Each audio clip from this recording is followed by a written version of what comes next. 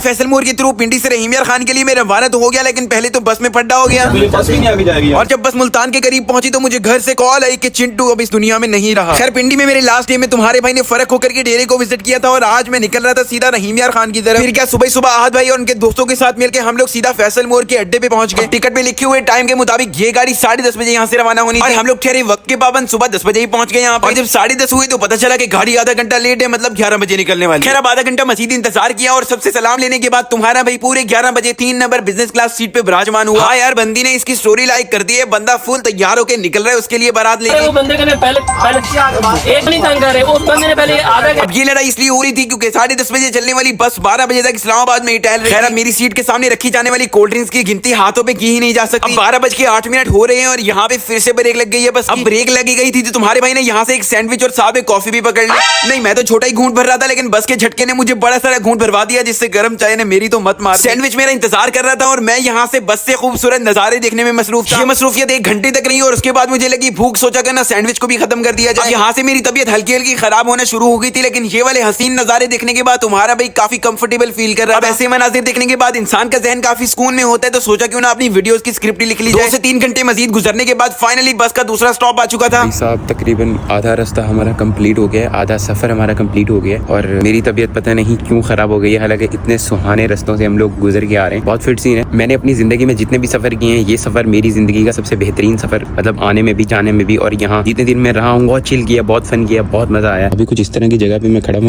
पता नहीं बस का स्टॉप कितनी देर का था, तुम्हारे भाई ने सोचा क्यों ना आगे बढ़ के अपना हाथ मुंह धो लिया जाए। हाय मैंने सॉक्स के साथ पानी पे कदम रख दिया यार, अजीब फीलिंग हो रही थी इस टाइम। अब मैं मुंह धो ही रहा था कि इतने में सलाम अलैकुम।